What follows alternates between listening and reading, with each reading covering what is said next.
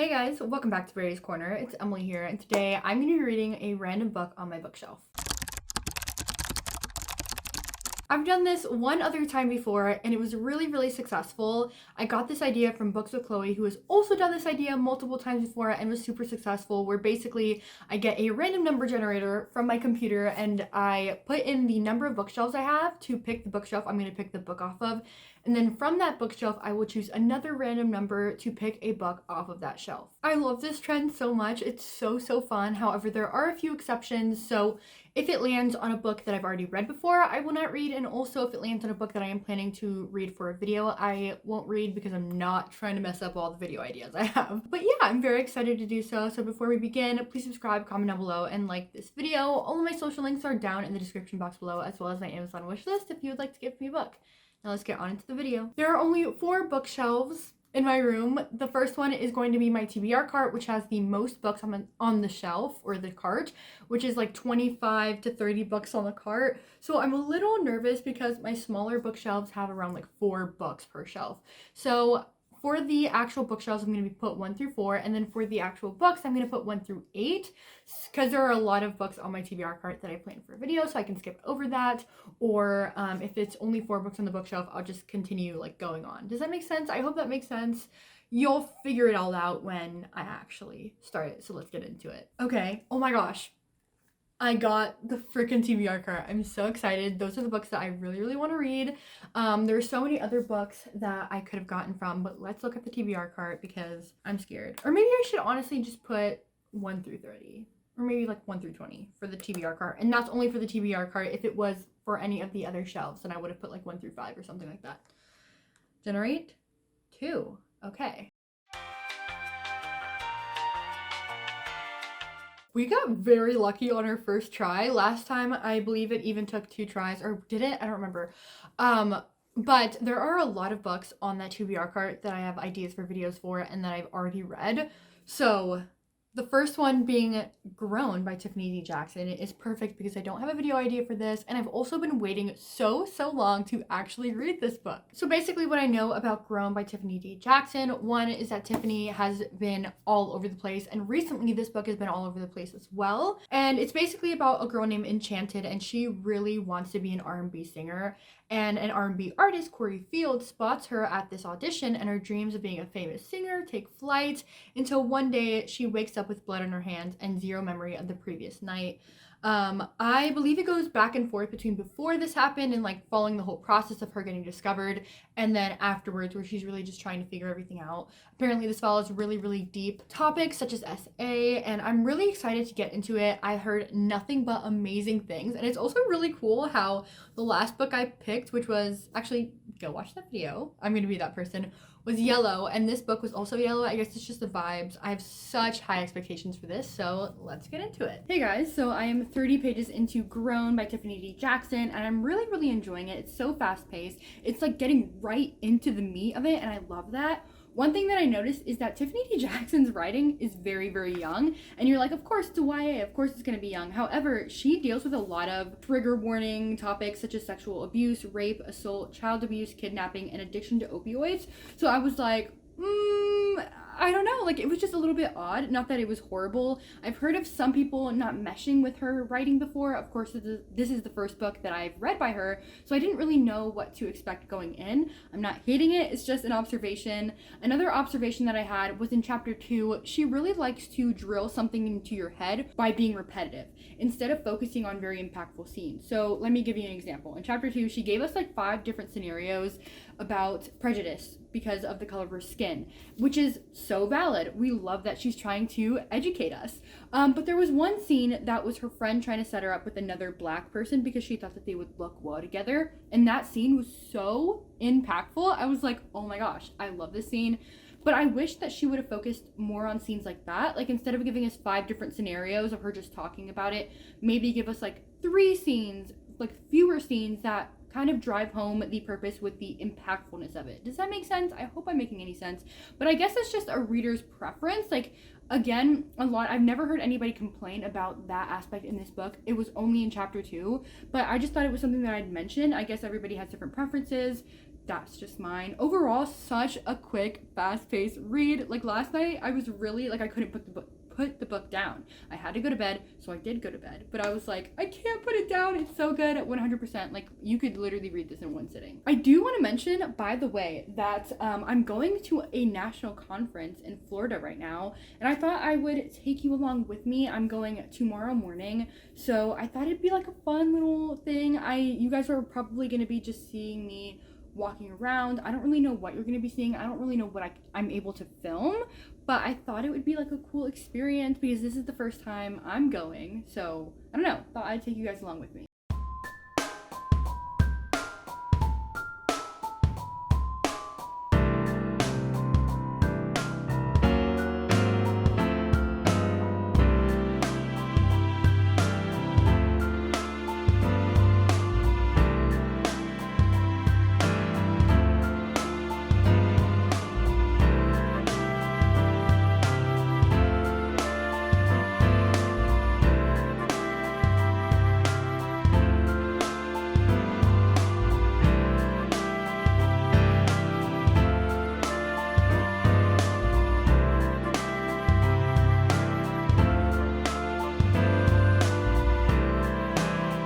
Guys, oh my gosh, I look a mess. I did just wake up.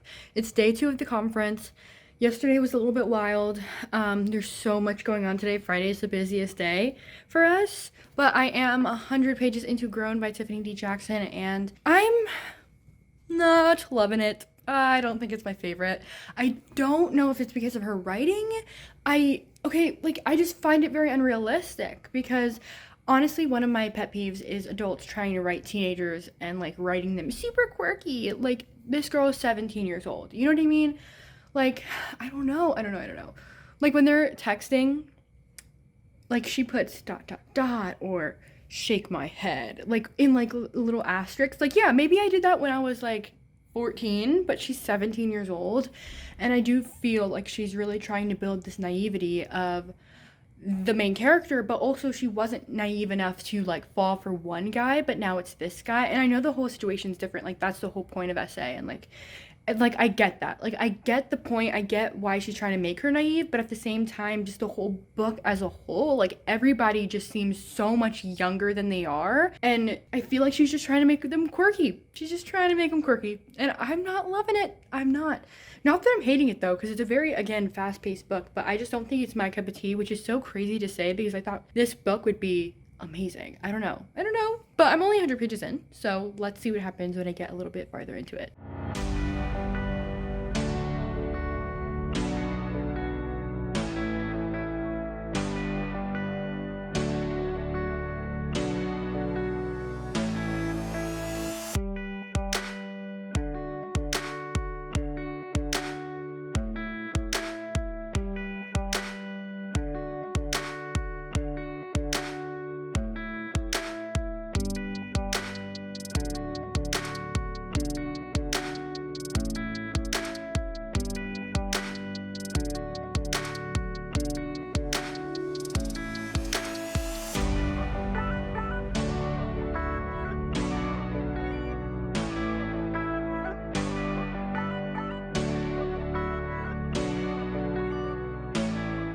I am back from my conference.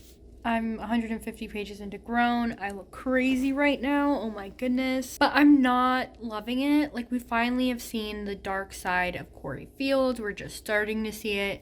His mood switches. And just in general, I feel like this whole book switches up a bunch. Like, it goes from scene to scene to scene, and it just goes by so quickly.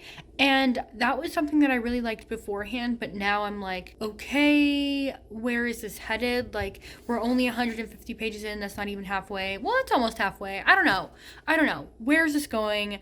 I need to see how it goes. But it is reminding me of this other book called Muted that I read that I absolutely adored. And honestly, that book is told in verse and is so much better than this one. But I'm so sad this isn't going well for me. Hopefully it'll be better a little bit later on. Sorry guys, the lighting and angle is so weird here. Okay, But I'm 200 pages into Grown, and I know I've just been hating on it, but I do want to say that I really am enjoying the topic that this book is talking about, because it is so real and realistic and raw, and it happens to so many young girls under the age of 18 to be preyed on older men. I know so many people that this has happened to, myself included, whether it's physical abuse, mental abuse, being sexualized, or being sexually abused. It is insane the amount of young girls that this has happened to, and it's so realistic, and it's never really talked about in the media. And so I'm glad that Tiffany D. Jackson is making this accessible to a young audience, since this is YA. I can't believe that this is another book that I'm reading, and it's just like, now I'm kind of getting into it where it's like, whoa, this is crazy how hot and cold Corey Fields is actually being towards the main character, Enchanted. The one thing I'm not liking at the moment is that I don't really feel connected to the characters. Like, when she was ripped away from her best friend, I didn't feel like that emotion, that sadness, because I didn't feel like they really were connected. Same thing with their family. I mean, of course, her mom calling, not being able to get like in touch with her daughter, made me feel some way inside, because of course that is so scary for a mother and a father to feel like that. But it's just crazy. I don't really feel the connection between all of the other characters in Enchanted, but I do feel like her inside narrative is causing some emotion in me, if that makes sense. The naivety of this book that I kind of talked about before is something that is really, really strong and is the forefront of the story, which some people may like, some people may hate. Now, at this current moment, I'm kind of in the middle. Like, it makes sense, but I don't really love the writing that Tiffany D. Jackson has. But it is very similar to Muted by Tammy Charles, I mentioned before. It is literally the exact same premise, with a girl wanting to be an R&B star. She gets discovered, and they try to host or like help her with her album, and then it's an older guy preying on her. I love that book. It's told in verse. If you like this book, you'll 100% like Muted by Tammy Charles. It's amazing, so definitely go check it out. But yeah, I'm actually excited to see what happens at the end, mostly because we've only had like 3 like current day scenarios, and it's only like 1 page each, if that makes sense, of like what's happening current day. So I have no clue like what happened to Corey Fields, no clue how she's involved in it. So yeah, very excited to continue. Still not loving it. Like, I don't think this book will be 5 stars, but I do think it's an important novel. I sure am back in the same spot. 300, almost 300, like 290 pages into Grown. I wanted to update you guys at page 300, but I physically couldn't. I literally couldn't update you at page 300 because I had to tell you everything that's going on right now.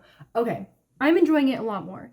Let me tell you why. There's part 1, part 2, and part 3 to this book. Part 3, it focuses mostly on her going home and after the Corey Fields incident, not when the killing of Corey Fields, but when she's back at home and the repercussions of the whole incident and the trauma that she has to endure. It's so real. That is something that I don't think I've ever seen in a book ever. That doesn't even happen with Muted by Tammy Charles. Like, I've never seen a book really talk about the repercussions of incidents like this. And this has happened to me. This has happened to me, where the guy doesn't get any consequences whatsoever, and you know that he's doing it to other people as well. And then you know that he's living a successful life and he has not gotten any repercussions whatsoever, while you're sitting there with trauma and depression and anxiety, and you're just broken, and it's so frustrating. And I've never seen that in a book before, and I really love how Tiffany D. Jackson put that into words. That was beautiful. I love part 3. I really, really love what Tiffany did there. Okay? But now there's this whole other aspect of it, a whole other aspect of her friend, Gabriella. I'm not going to go into that, but remember how I was saying that I didn't really see a connection between them? I'm a little bit confused on it, because again, I just had to update you guys like right as I like figured everything out. However, I don't know if I'll love this aspect that they're trying to introduce here with like mental illness and stuff, because no, like not mental illness because of Corey Fields, but mental illness before she met Corey Fields. Anyway, not the point. I don't know if I'm going to love that aspect, because I feel like it might be overwhelming, this book, especially since it's within the last like 100 pages. So I don't know, but so much is going on now. I'm really enjoying it.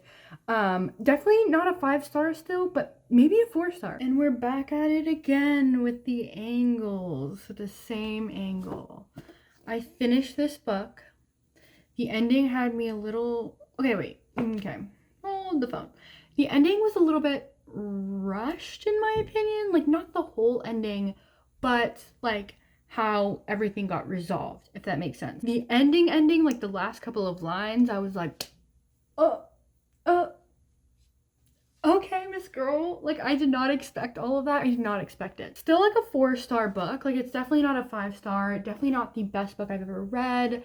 There are some flaws with it, again, with the character connections, and just sometimes the pacing was a little bit off. Like, yes, it was fun and fast paced, but sometimes it was a little bit too rushed for me. I don't know, but the topics addressed, really, really great. I read the author's note, which was wow. She was talking about how when she was 15, she dated somebody that was like 20 something, and she, again, like another young girl that was used and preyed upon by an adult. That should have never happened in the first place. Apparently, Monday's Not Coming is another book by her, and that was based off of R. Kelly, which is kind of the same synopsis. He's a pretty big star that preyed on young women, and it's just so upsetting.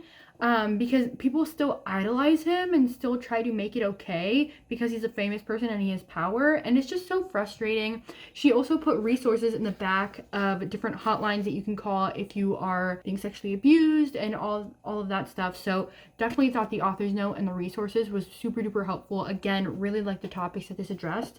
I will talk a little bit more about it a little bit later. Hey guys, so it is the next day, and as you saw, I finished Grown, and as you also saw, I didn't particularly love this book, but I also didn't hate it. I think there were a couple of things missing in this novel, such as the character development between the friends and the family. I think that sometimes the pacing was off, but I think the topic that was addressed was really, really amazing, and I think that everybody really needs to read it. So this is where I'm kind of confused. I'm like, should I recommend this? Because I didn't fully love this book, but I know other people have. Okay, I think I'm gonna actually recommend it. That's okay, because I'm definitely the odd one out when I say that I didn't fully love it. This book is well loved by a lot of people. I think the topic is very, very important for a YA audience, and especially since people talk about, like, when you're a freshman in high school, don't go for the seniors, like the senior boys will come after you, and it's like a trope, and like people think it's funny, but it's actually real life. And so I think that this kind of just sediments that into your brain, into their brain, and so I think it'd be great for a YA audience. I will recommend it. If anybody has like something similar that addresses the same topic, definitely leave it down in the comments below. I would love to read it, but also other people, it'd be great for other people to read it. I think overall this book is a 3.5 star for me. I think I said a 4-star yesterday. I'm not sure. I think I will give it a 4 stars on Goodreads. I don't know, either a 4-star or a 3-star. I genuinely think this book had potential, but I don't think it lived up to its full potential. But overall, again, a decent book. I don't know if I'm going to reread this book. Like, that's where the 3.5 star comes from, is like, I don't really know if I'm ever going to reread this book ever. Maybe if I forget all about it. Let's see if this book is forgettable for me or not. But yes, that's the video. I love you guys so much. Please subscribe, do whatever you want to do, and goodbye.